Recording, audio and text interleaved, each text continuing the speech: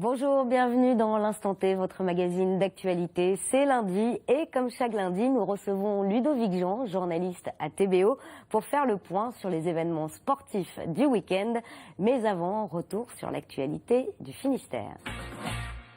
Depuis une dizaine de jours, les jeunes agriculteurs du Finistère se mobilisent. Ce week-end, ils ont effectué des étiquetages sauvages dans des supermarchés de Quimperlé, Landivisiau et Morlaix.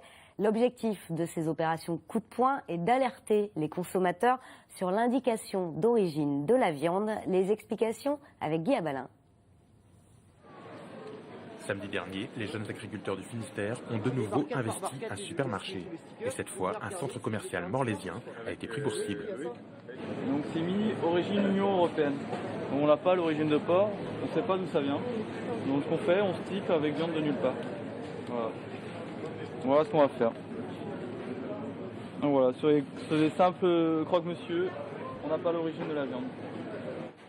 Dans leur collimateur, tous les produits qui ne précisent pas de quel pays provient la viande utilisée. Et comme dans chaque grande surface, ici, à moins de savoir lire entre les lignes, difficile de s'y retrouver. C'est très compliqué. Là, il y a le logo qui est très visible, donc là, on sait directement que c'est du cochon français. Après, c'est FR qui signifie France, mais là, il faut regarder sur les petites lignes et le consommateur ne prend pas le temps de le faire. Et sinon, au niveau européen, c'est CE quoi, ou CEE qui signifie Union Européenne, mais là, c'est pareil, c'est sur les petites lignes, c'est illisible. Donc, ce qu'on demande vraiment, c'est qu'il y ait un logo très visible sur l'origine, donc Allemagne, française, espagnole, voilà, c'est ce qu'on demande. Un manque de transparence sur la traçabilité des produits qui, selon eux, foule le client. Même si dans ce magasin, la direction appelle à consommer des produits locaux. Je pense qu'on a en France une des viandes les plus sûres du monde aujourd'hui. Maintenant, encore une fois, pour le consommateur, l'important c'est de savoir. Moi, je comprends qu'un consommateur puisse vouloir acheter de la viande espagnole ou de la viande d'Allemagne. Il n'y a pas de problème. S'il le fait en connaissance de cause, il n'y a aucun problème pour moi.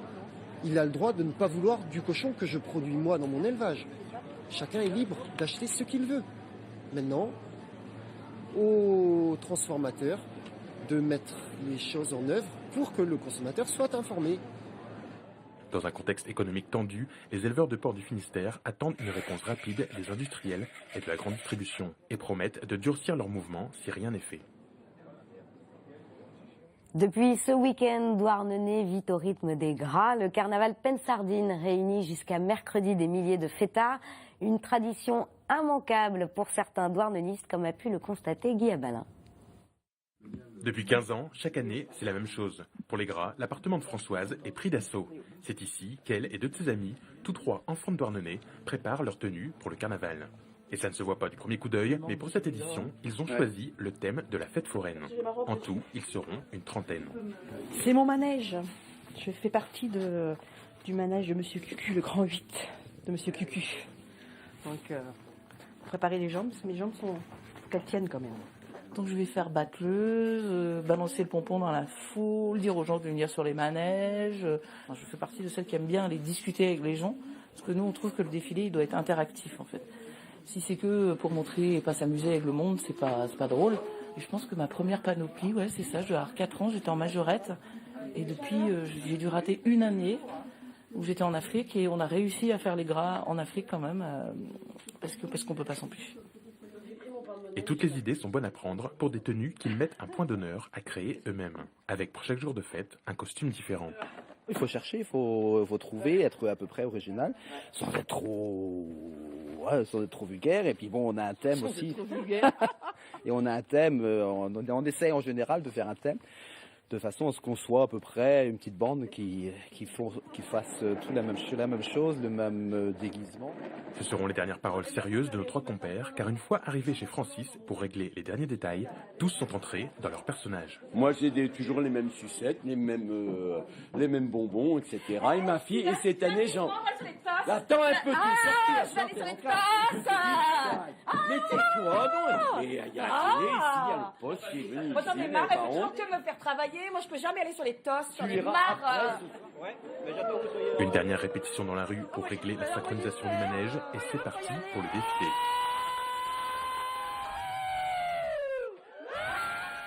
Pour eux, la fête va encore durer 3 jours.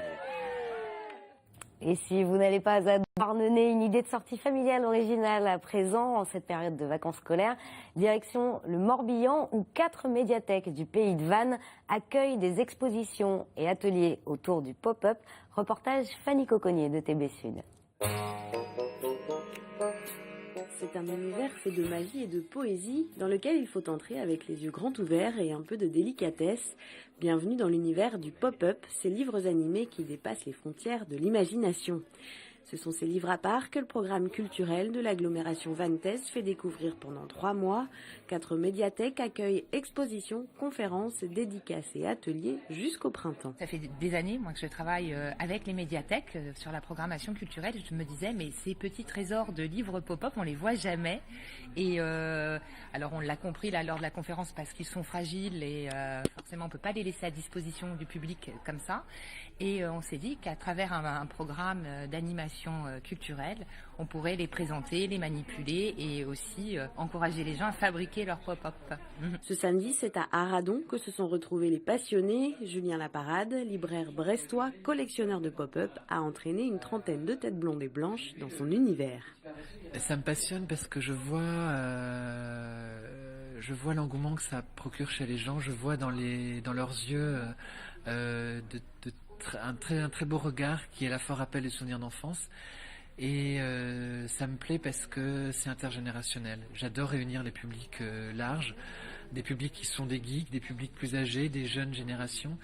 Et voilà, pour ça que ça me plaît, parce que ça réunit un public très large et c'est une belle rencontre. Pour accentuer la connaissance de ces livres et plonger le lecteur au cœur de ses secrets de fabrication, des ateliers de création sont proposés.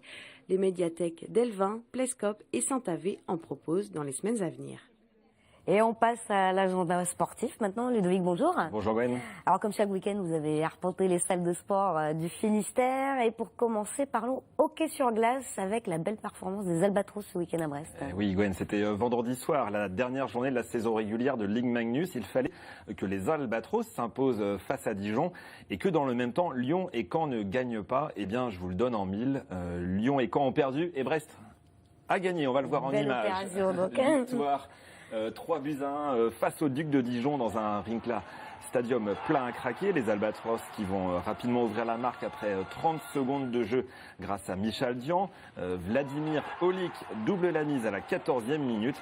Et puis les joueurs de Sébastien Oprandi vont sceller leur victoire dans le dernier tiers-temps avec un 3e but signé Bryce Reddick. Du coup, ils évitent l'une des 2 dernières places synonymes de barrage et sont donc assurés d'évoluer à nouveau en Ligue Magnus la saison prochaine. D'où ces images de joie. Place maintenant au 8e de finale et ce sera face à Briançon, le champion de France en titre. Alors à ce propos, on va écouter Sébastien Oprandi, l'entraîneur des Albatros. Je crois qu'avant tout, c'était la manière. On voulait communier, on voulait faire une grosse performance et au pire pour se préparer pour les barrages. Et on obtient une place pour les playoffs, on est ravis et on a soif d'en découdre maintenant en playoffs. Briançon, franchement, c'était l'ogre que personne ne voulait trop affronter, hein. C'est le champion de France en titre, une super affiche. Bon, on les a battus ici, dans une période où ils étaient un peu dans le dur. Par contre, ils étaient beaucoup mieux quand on est allé à Briançon, on a perdu au penalty. Donc c'est une équipe qui a une belle qualité de jeu, mais qu'on a pas mal perturbé cette année. En tout cas, un petit appel au public, venez nous pousser, venez nous soutenir. Vendredi prochain, peut-être samedi, en tout cas, on a besoin de vous et pour faire tomber le champion de France.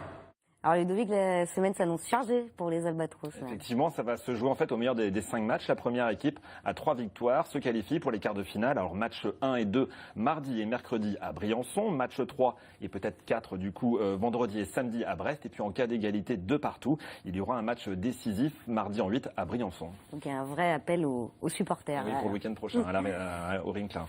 Alors on parle football à présent avec le club de Concarneau qui a beaucoup fait parler de lui ces derniers temps. On a retrouvé les héros des 8e de finale de la Coupe de France. Retour au championnat pour les joueurs de Nicolas Cloarec qui se déplaçaient à Plabennec samedi pour le derby de la 18e journée du groupe D de CFA. Et ce sont les Plabennecquois en blanc qui ont ouvert le score au retour des vestiaires avec un but acrobatique, on va le voir, de l'ancien brestois Florian Julien. à la 51e minute de jeu. Magnifique retournée. Concarneau qui va revenir dans la partie 5 minutes plus tard avec un but contre son camp du malheureux Steven Quat. Et puis en fin de rencontre, à la 83e, c'est Drew Glazé qui va offrir la victoire au Tonnier qui l'emporte 2-1. Il faut savoir que Concarneau est très bien placé en championnat. Ils sont 3e. Ils peuvent espérer donc accéder en national à l'issue de la saison. Les Concarnois qui jouent donc sur 2 tableaux, le championnat et la Coupe de France. Et à ce propos, le quart de finale face à Guingamp aura lieu le jeudi 5 mars. À 21h, mais on ne sait pas encore bien où. Guingamp se propose d'accueillir cette rencontre, mais la logique sportive voudrait que ce match se déroule à Lorient au Moustoir. La décision des dirigeants concarnois devrait intervenir dans les jours à venir. Ce sont les dirigeants concarnois qui décident, quoi. Qui décident, voilà. Alors en football toujours, avec non plus la Coupe de France, mais la Coupe de Bretagne et l'exploit d'un tout petit club, celui de Pincran, tout près de Landerneau. Alors, cette Coupe de Bretagne, elle a peut-être pas la même saveur que sa grande sœur, la Coupe de France, mais elle permet aussi à des petites équipes de s'illustrer. Et c'est ce qui s'est produit ce week-end lors des 16e de finale avec l'équipe de Pincran, le petit poussé de la compétition qui évolue en première division de district. C'est tout en bas de l'échelle du football amateur. Et bien cette équipe de Pincran, elle a de nouveau créé la surprise en dominant les Morbihanais de Carnac, équipe de DSR. Ce dimanche, victoire 2-1. Bravo à eux, ceux qui méritaient bien un petit coup de projecteur. Rendez-vous début avril pour les 8e de finale. De la Coupe de Bretagne, donc. Coupe de Bretagne. Et puis du tennis, pour finir, avec une belle brochette de joueurs attendus à Quimper début mars. Ça sera l'occasion de la 5e édition de l'Open de Quimper. Ça sera du 2 au 8 mars avec du beau monde. Vous l'avez dit, Gwen, côté français, puisqu'on retrouvera les récents finalistes de l'Open d'Australie en double. Nicolas Mahut et Pierre-Hugues Herbert. Herbert, le vainqueur, sortant à l'Open de Quimper. Autre tête d'affiche, le français Benoît Paire, tombé au 143e rang mondial et qui cherchera à se relancer sur les cours de Kriach Gwen. Et puis, le joueur le mieux classé sera le jeune russe Andrei Kuznetsov, 88e à l'ATP. D'accord, et ça sera suivi donc du 2 au 8 mars prochain à Quimper. Merci Ludovic. Merci, c'est la fin de cette émission, merci de nous avoir suivis. On se retrouve demain pour un nouveau point sur l'actualité en Finistère. Bonne soirée sur TVO.